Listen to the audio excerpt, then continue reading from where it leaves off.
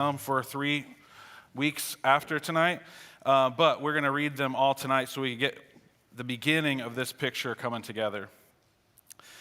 At Caesarea, there was a man named Cornelius, a centurion of what was known as the Italian cohort, a devout man who feared God with all his household, gave alms generously to the people, and prayed continually to God. About the 9th hour of the day, he saw clearly in a vision an angel of God come in and say to him, "Cornelius." And he stared at him in terror and said, "What is it, Lord?" And he said to him, "Your prayers and your alms have ascended as a memorial before God. And now send men to Joppa and bring one Simon, who is called Peter. He is lodging with one Simon, a tanner, whose house is by the sea." When the angel who spoke to him had departed, he called 2 of his servants and a devout soldier from among those who attended him, and having related everything to them, he sent them to Joppa.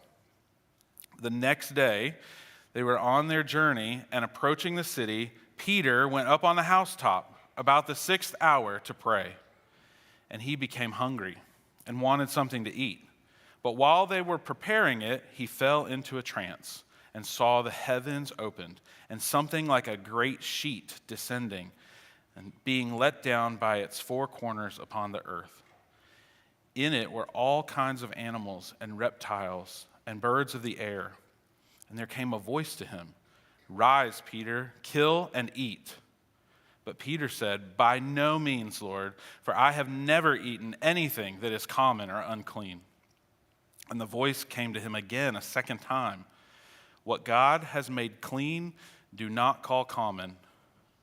This happened 3 times, and the thing was taken up at once to heaven.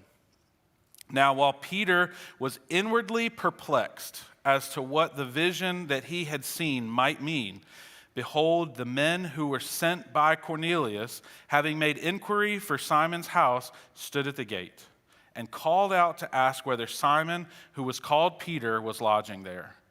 And while Peter was pondering the vision, the Spirit said to him, "Behold, 3 men are looking for you. Rise and go down and accompany them without hesitation, for I have sent them." And Peter went down to the men and said, "I'm the one you're looking for. What is the reason for your coming?" And they said, "Cornelius, a centurion, an upright and God-fearing man who is well spoken of by the whole Jewish nation, was directed by a holy angel to send for you to come to his house and to hear what you have to say." So he invited them in to be his guests.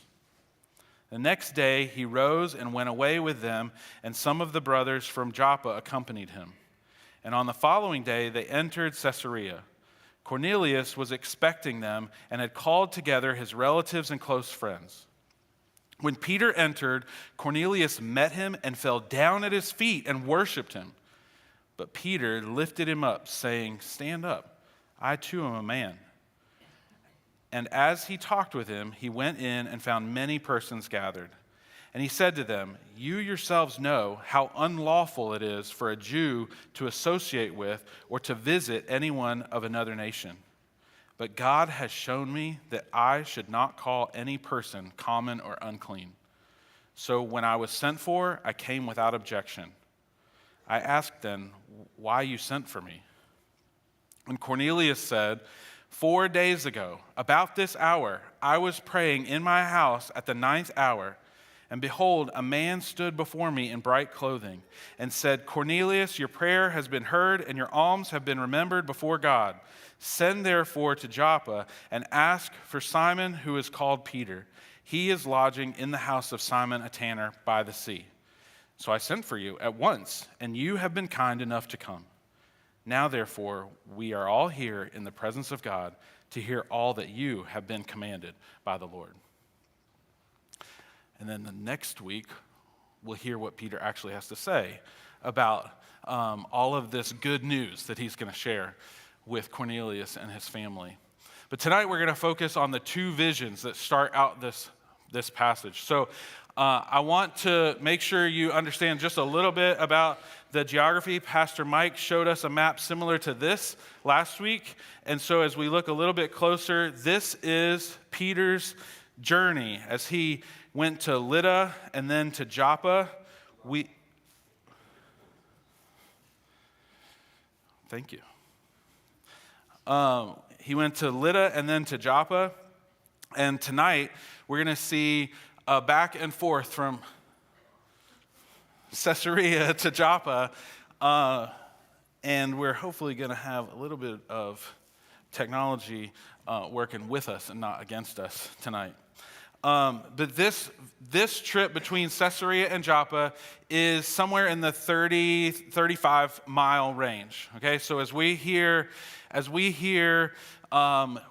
we decided that we needed to go, and the next day we were there, and then we stayed overnight, and the next day we were there. This is the distance that we're talking about, 35 miles, changing adapter. Let me take care of that in just a second. What I want you guys to do is look back over these two visions specifically. And I want you to spend just a minute or two by yourself, not talking at the table. I want you to just look at the passage. I want you to read it inquisitively. I want you to say, what stands out to me? What do I not understand? And then in just about 2 minutes, I will invite you to, at your table, discuss the same thing.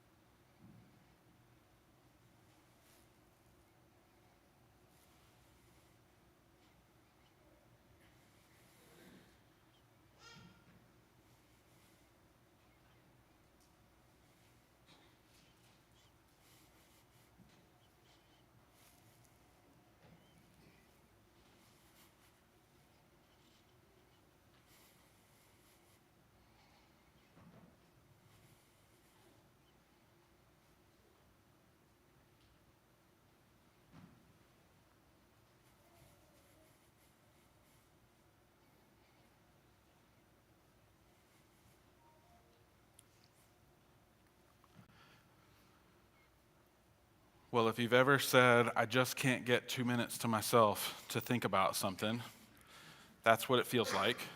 You can go and try to find more 2-minute sections.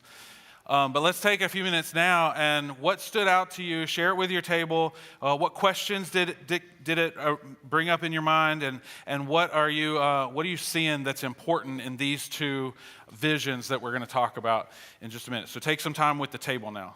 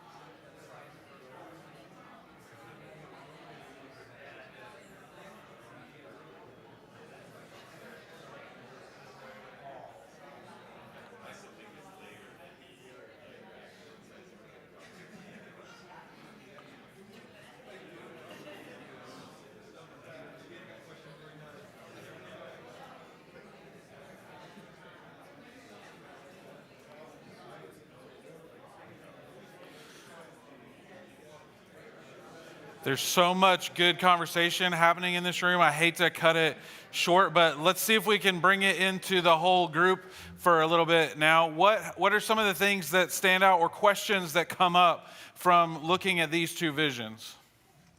What are some of the things we can discuss together?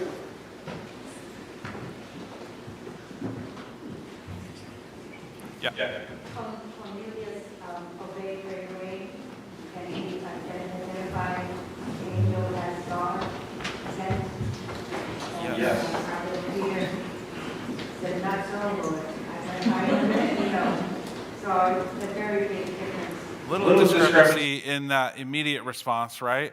I've thought some about poor Peter and his initial response, and I got to thinking, do you think Peter thought it was just a test at first? Like, here's this sheet of, pigs would be on there, right? Bacon. And so is he looking at this and he's saying, I'm not denying you now. I did that already.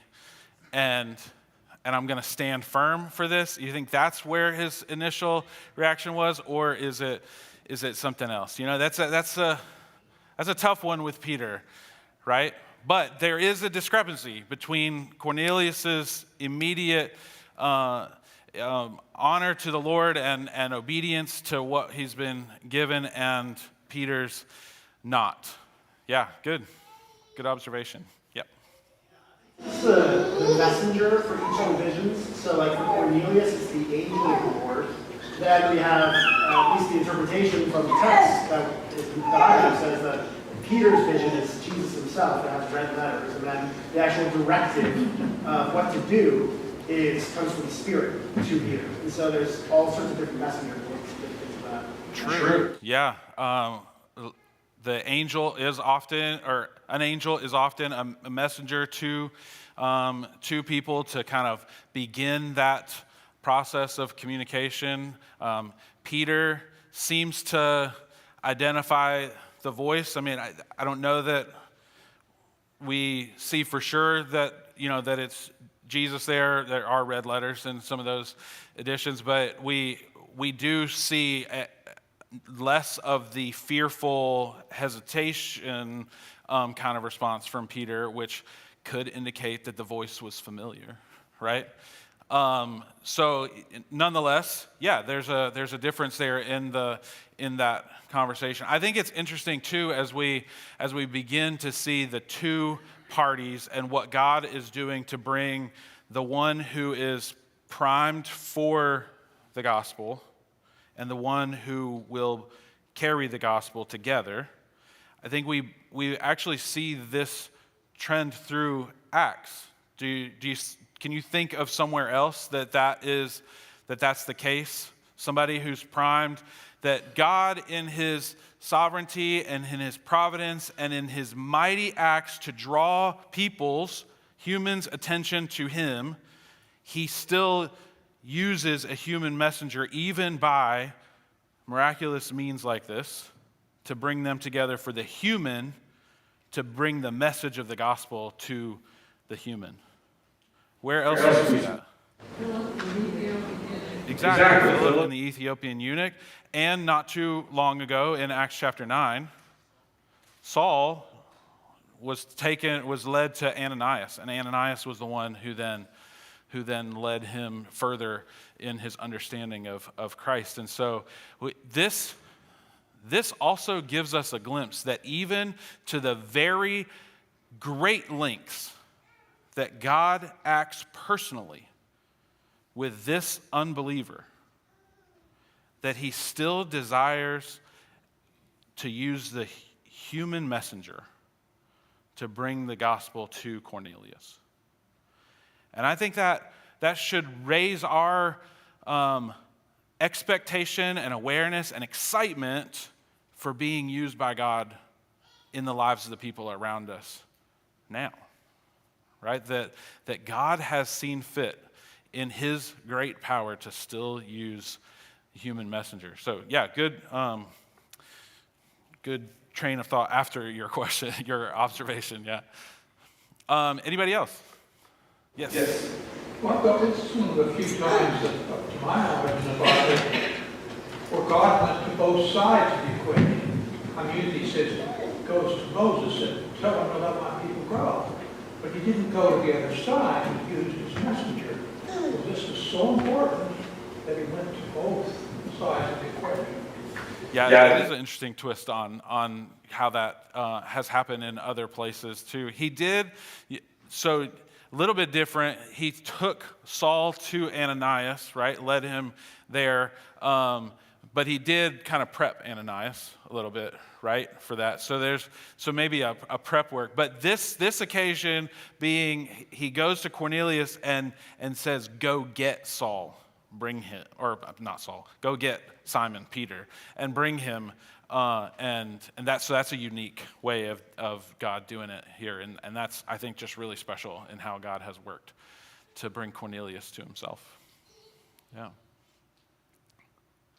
Anything else? Yeah, we had a question. It says that Cornelius had a fear of the Lord, but he didn't yet know Jesus, right? So what does it mean that his prayers and alms have been set as a memorial before God? Isn't that interesting? Yeah. What does that mean? I think that was one of my initial questions in this as well. What does it mean when somebody who's clearly not a follower of Jesus yet, right? Because that's what this story is about. We can't read these visions in a vacuum from the rest of this story. We sort of did because we didn't read Peter sharing the gospel, but we can't read it in a vacuum from the rest of what's going to happen, so we kind of know where that's going. But so what does it mean for his reputation among even the Jewish people for him to be a God-fearing man? There is some thought that that is a title for somebody or a descriptor for somebody who is a Gentile who is participating in the Jewish faith, but not fully a proselyte. So not fully come around. They are still not either circumcised, not following the kosher dietary laws, things like that, but that they would be worshiping with the Jewish religious people, and they would be in the synagogue, and they would kind of have a back row seat in the synagogue, but that they would be participating in this. And so what it seems to be is that this man who was accomplished in the Roman army, you don't just become a centurion overnight. In fact, some of the things that, as I understand Roman army traditions in my very, very limited way, this would be a role where you've worked your way up in the Roman army, not placed there because of wealth or nobility of some kind that got you there, but that you've worked your way up, and so he's respected, he's accomplished, he's got authority there, and he's of the Italian cohort, so he's basically, central to the Roman culture. And so for him to come to Caesarea and to abandon that's what it would have to be, abandoning a bunch of that to get these descriptors of God-fearing, almsgiving, praying regularly. It would indicate that he was not satisfied with the Roman pantheon of gods and that he was looking. And so in his search, he was understanding the God of the Jews to be a God worth pursuing after, but he didn't have the full picture. But he was ready, as we see. He was ready to be introduced to the full picture of the gospel, that those other parts of it were not, they were looking forward to someone, not a way to get to God. Yeah. That's my understanding of the God-fearing title, is that it would, or descriptor, that it would be an indicator of his dedication to, but limited dedication to, the Jewish faith. Yeah, good. Thanks for noticing that. Was there something you wanted to say? I was going to say, I think when there's evidence in the Old Testament of non-Jewish people having a fear of God, going into Nineveh, other people obviously heard about God when the children of Israel were delivered from Egypt, the strongest nation on the face of the earth at the time. The word got out. And even the instructions that the Lord gave to the children of Israel about as they travel up into the promised land, he told them not to disturb certain nations because the fullness of their time had not come. As if to suggest that he's giving grace, giving them more time and opportunity to turn to him. So it sounds weird to us, but really, the word says that he desires that none should perish. Yeah. So he has been reaching out to everybody since the beginning, but he used Jewish people to reveal himself, but clearly other people had knowledge of him. Yeah, I think so. And you see some people with a less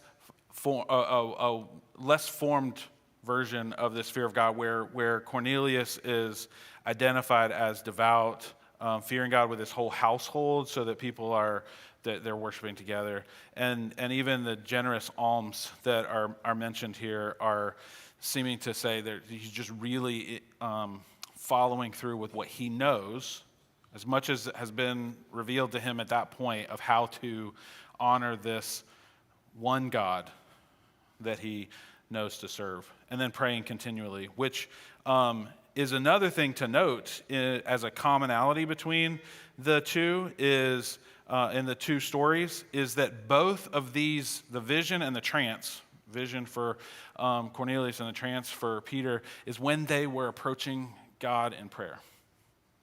And to see that as kind of positioning themselves to be there before the Lord, and that's a time when he acted in their lives to bring this about.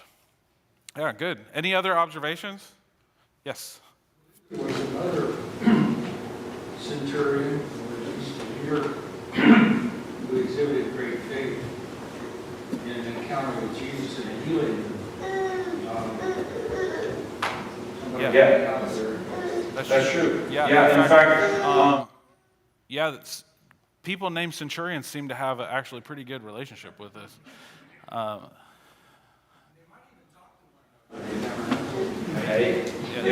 It's a military brotherhood, right? Yeah, good point. So Cornelius is there. He gets this word, and he says to his servants, 2 servants and a soldier that he could trust, go get Simon from this other Simon, right? And so we see Simon Peter get hungry and go to the rooftop, and he's given a chance to kill and eat, and says, no way, I'm not doing that. There's a few interesting observations about Simon and where he's at in here that I would like to bring up. If you have others, you can feel free to bring them up as well. I think it's interesting that Peter is staying with Simon the tanner. What's a tanner do?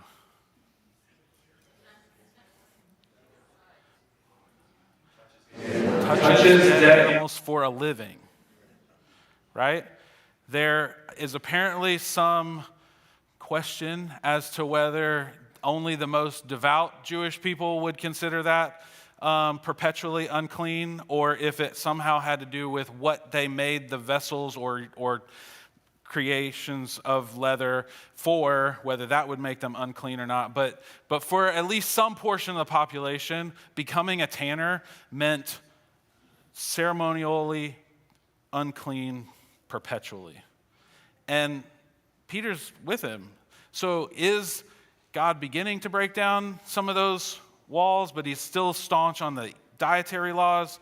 That's a question to ask there, but that stands out to me. That's interesting that he's staying with him.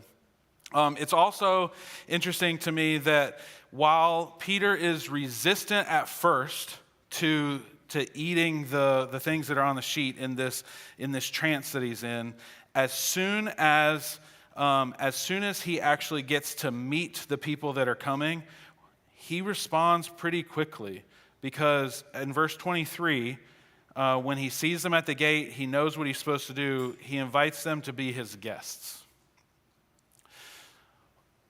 For a Jew to have Gentile guests was more acceptable than for a Jew to be a guest of a Gentile, because you could control some of the things, right? If you invite them in, you can control what they eat. They can eat according to the dietary laws, and so on and so forth. So there's some possibility that he could do that and still maintain some of those boundaries. But the most staunch would resist that, because you don't want to risk being made unclean by associating with those who would be unclean. And so I think we see the walls crumbling.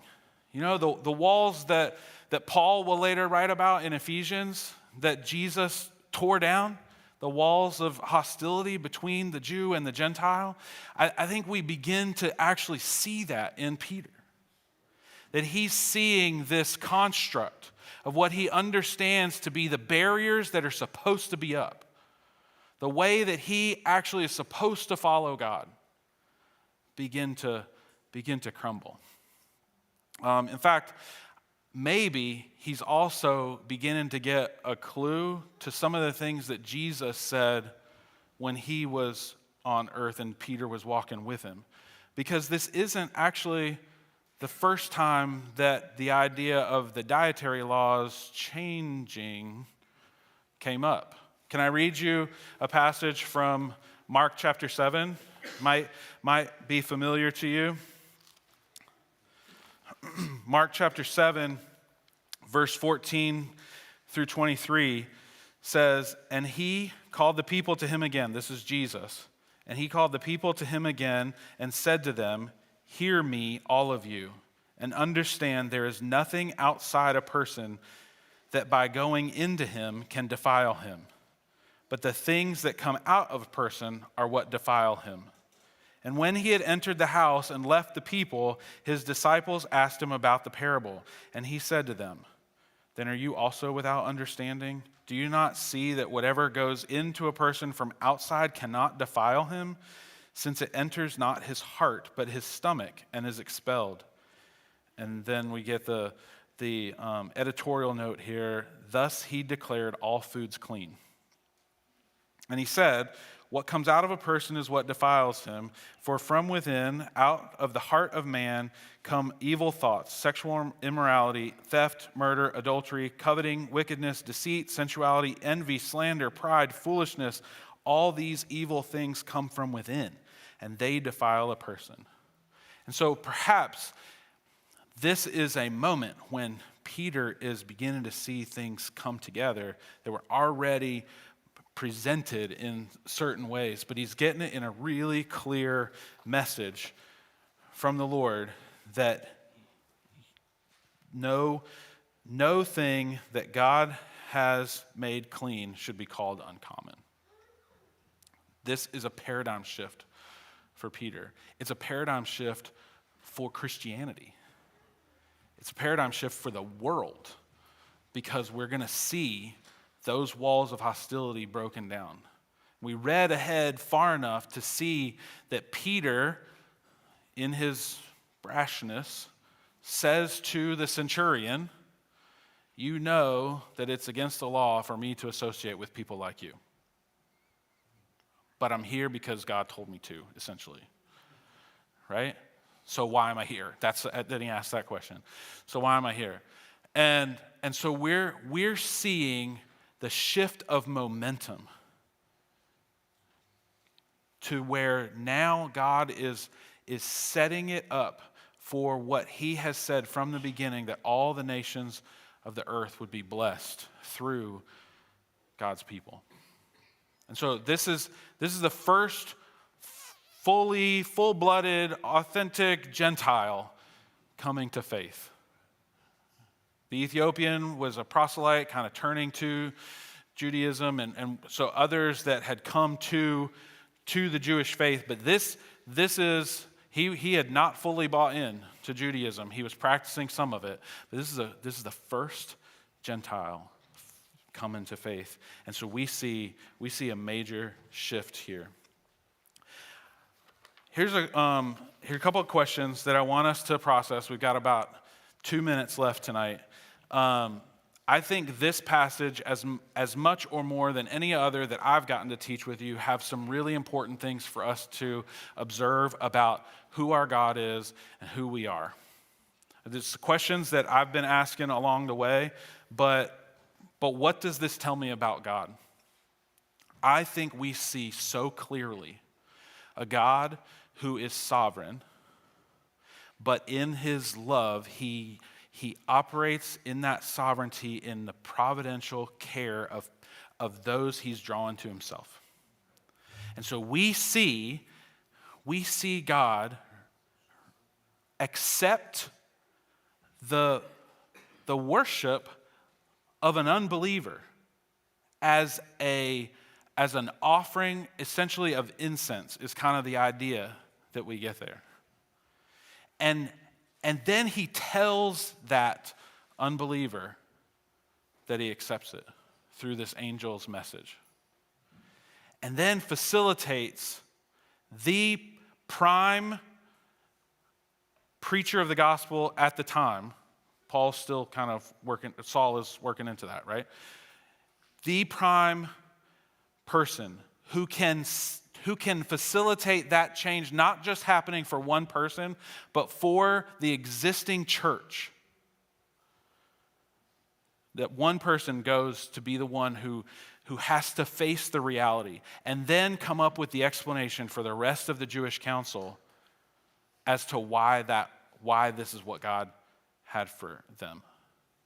And so he orchestrates that Peter can walk 30 miles into the home of a centurion and, spoiler alert, see that family come to Christ and the Holy Spirit come upon them in an undeniable way so that he can go back and say, this shift is happening.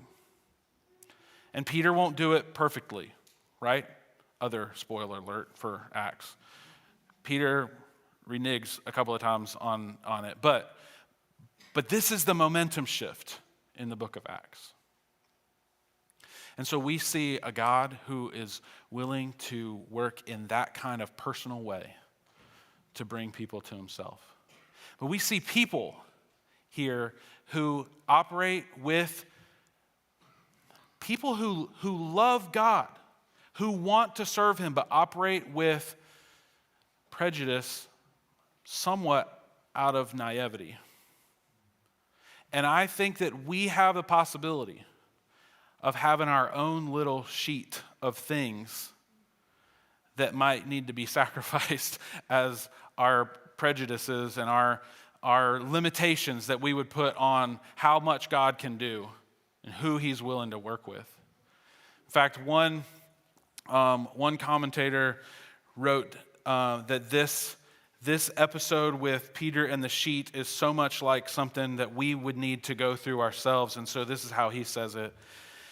All so like ourselves, for how we also bundle up whole nations of men and throw them into that same unclean sheet. Whole churches that we know nothing about, but their bad names that we've given them are in our sheet of excommunication also. All the other denominations of Christians in our land are common and unclean to us. Every party outside our own party in the political state also. We have no language contemptuous enough wherewith to describe their wicked ways and their self-seeking schemes. They are four-footed beasts and creeping things. Indeed, there are very few men alive, and especially those who live near us, who are not sometimes in the sheet of our scorn, unless it's one here and one there of our own family or school or party. And they also come under our scorn and our contempt the moment they have a mind of their own, and interests of their own, and affections and ambitions of their own. And this author would go on to tell us we ought to go and evaluate what it is that would be in our sheet of scorn, our sheet of uncleanness, that we would draw a line and say, that's too far for me to go.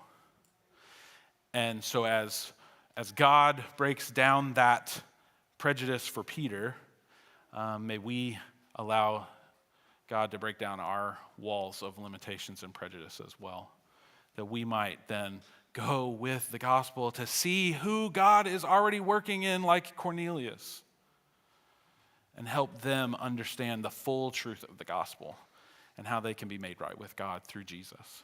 Let's pray together.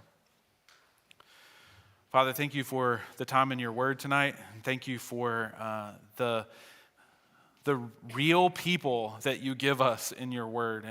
And while you work in extraordinary ways in Cornelius and Peter's life in this chapter of your book, Father, we thank you that we can look at Peter and we can identify some of our own weakness, and we can trust that just like how you break it down for Peter, that we can submit ourselves to you to break down those walls of hostility.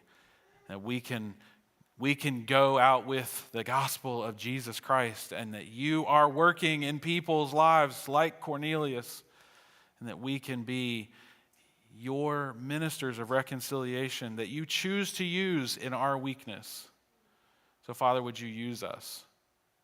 Would you break down our prejudices and our limitations that we put on you and on ourselves, and use us?